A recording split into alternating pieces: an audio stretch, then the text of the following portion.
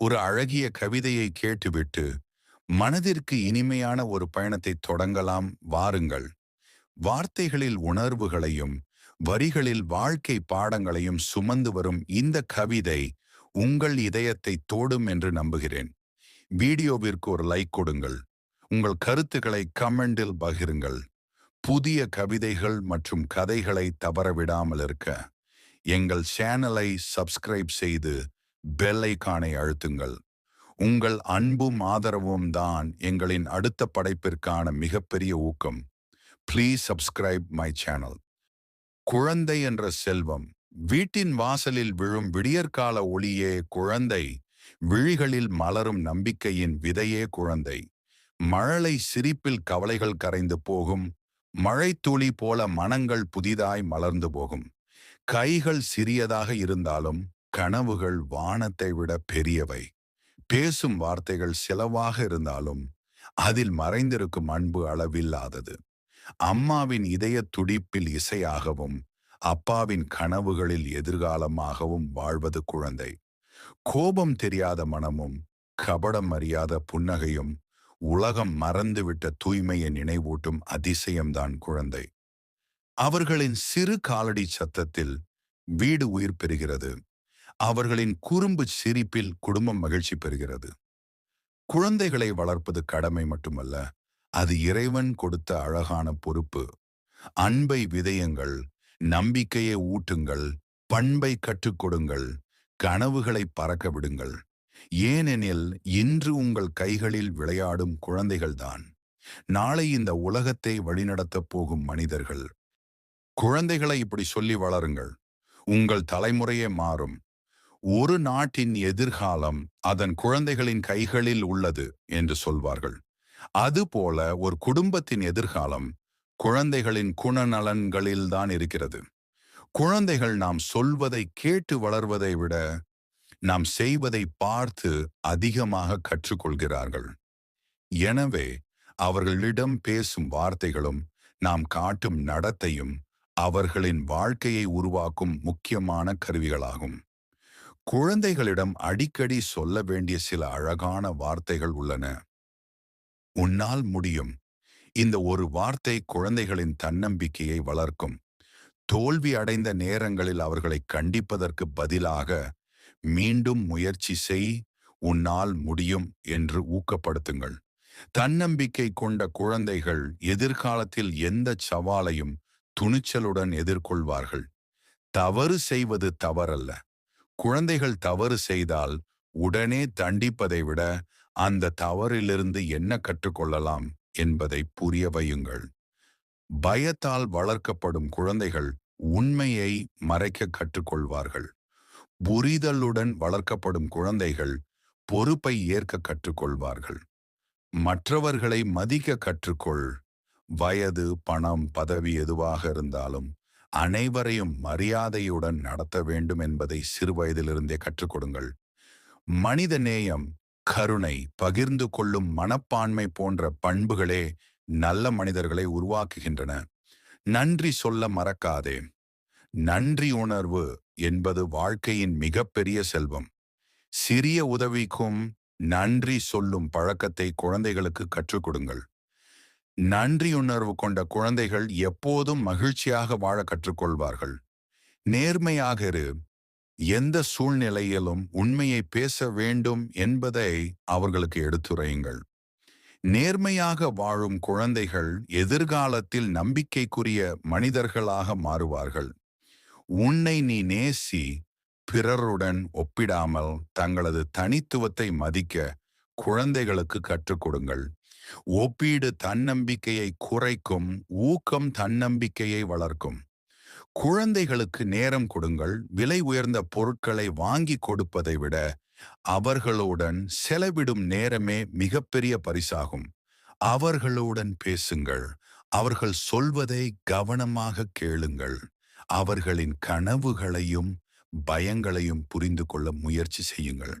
குழந்தைகள் என்று கேட்கும் வார்த்தைகளே நாளை அவர்களின் உள்ள குரலாக மாறும். எனவே அவர்களிடம் அன்பாக பேசுங்கள், ஊக்கப்படுத்துங்கள், நம்பிக்கை கொடுங்கள். ஏனெனில் நல்ல குழந்தைகளை உருவாக்குவது பள்ளிகளின் கடமை மட்டுமல்ல, அது ஒவ்வொரு பெற்றோரின் பொறுப்புமாகும். இன்று நீங்கள் குழந்தைகளின் மனதில் விதைக்கும் நல்ல எண்ணங்களே நாளை ஒரு நல்ல தலைமுறையாக மலரும். குழந்தைகளிடம் நீங்கள் பேசும் வார்த்தைகள் கவனமாக இருக்கட்டும், ஏனெனில் அவை அவர்களின் எதிர்காலமாக மாறும். குழந்தையை ஊக்கப்படுத்தி வளர்ப்போம் என்பதை ஒரு கதை வடிவில பார்ப்போம். பாருங்கள். அன்பு, புரிதல், ஒரு வார்த்தை மாற்றிய வாழ்க்கை. கோயம்புத்தூரில் வசித்து வந்தனர் சுரேஷ் மற்றும் பிரியா. இருவரும் நல்ல வேலையில் இருந்தனர். அவர்களுக்கு ஆத்விக் என்ற 12 வயது மகன் இருந்தான். ஆத்விக் மிகவும் அமைதியான சிறுவன். புஸ்தகங்கள் படிப்பதிலும் ஓவியம் வரைவதிலும் அதிக ஆர்வம் கொண்டவன். ஆனால் படிப்பில் சராசரி மதிப்பெண்கள் தான் எடுப்பான். சுரேஷின் ஆசை வேறு. தனது மகன் வகுப்பில் முதல் மாணவனாக வர வேண்டும், பெரிய மருத்துவராக வேண்டும் என்பதே அவரது கனவாக இருந்தது. ஒவ்வொரு தேர்வுக்கு பிறகும் அவர் ஆத்விக்கிடம் கேட்பார், இந்த முறை எத்தனை மதிப்பெண்? ஆத்விக் தயக்கத்துடன் மதிப்பெண்ணை சொல்வான். உடனே சுரேஷ், உன் நண்பன் ராகுல் 98 மதிப்பெண் எடுத்திருக்கிறான், நீ ஏன் அவனைப் போல படிக்க முடியவில்லை என்று கேட்பான். அந்த வார்த்தைகள் ஆத்விக்கின் மனதை ஒவ்வொரு முறையும் காயப்படுத்தின. மெல்ல மெல்ல அவன் பேசுவதை குறைத்தான். தனது அறையிலேயே அதிக நேரம் செலவிட ஆரம்பித்தான். ஒரு நாள் பள்ளியில் நடைபெற்ற ஓவிய போட்டியில் முதல் பரிசு பெற்றான். மகிழ்ச்சியுடன் சான்றிதழை வீட்டிற்கு கொண்டு வந்தான். ஆனால் சுரேஷ் அதை பார்த்துவிட்டு, ஓவியம் வரைந்து என்ன பயன், படிப்பில்தான் கவனம் செலுத்த வேண்டும் என்றார். ஆத்விக்கின் முகத்தில் இருந்த மகிழ்ச்சி உடனே மறைந்தது. இதையெல்லாம் அமைதியாக கவனித்துக் கொண்டிருந்த பிரியா தனது கணவரிடம் பேச முயன்றாள்.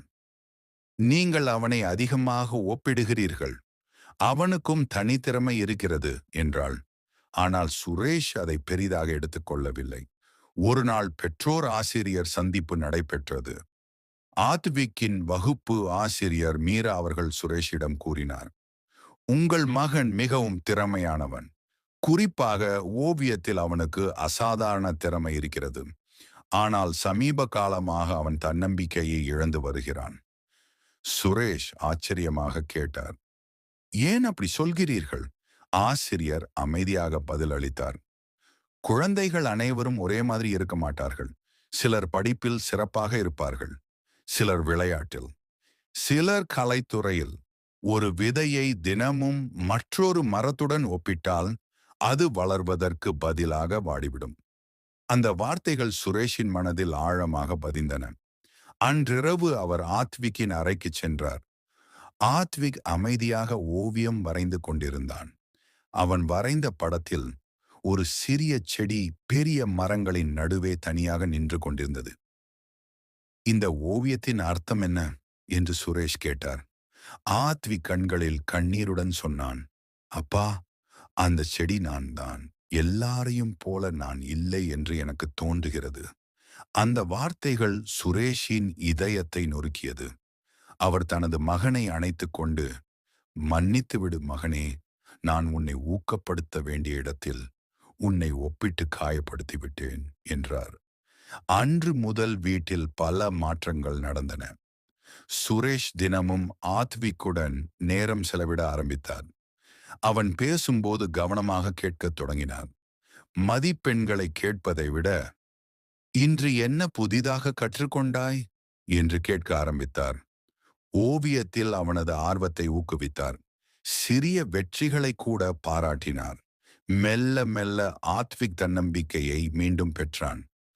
படிப்பிலும் முன்னேற்றம் காணத் தொடங்கினான். முக்கியமாக அவன் மீண்டும் சிரிக்க ஆரம்பித்தான். சில ஆண்டுகள் கழித்து மாநில அளவிலான ஓவியப் போட்டியில் ஆத்விக் முதல் பரிசை பெற்றான். மேடையில் பரிசு பெற்ற பிறகு செய்தியாளர்கள் அவனிடம் கேட்டனர், உங்கள் வெற்றிக்கு காரணம் யார்? ஆத்விக் புன்னகையுடன் தனது பெற்றோர்களை நோக்கி காட்டி, என்னை மற்றவர்களுடன் ஒப்பிடாமல் நான் யார் என்பதை புரிந்து கொண்டு ஊக்கப்படுத்திய என் பெற்றோர்கள்தான் என்றான். அந்த நொடியில்தான் சுரேஷ் ஒரு பெரிய உண்மையை உணர்ந்தார். குழந்தைகளுக்கு நாம் கொடுக்கக்கூடிய மிகப்பெரிய பரிசு பணமோ வசதியோ அல்ல.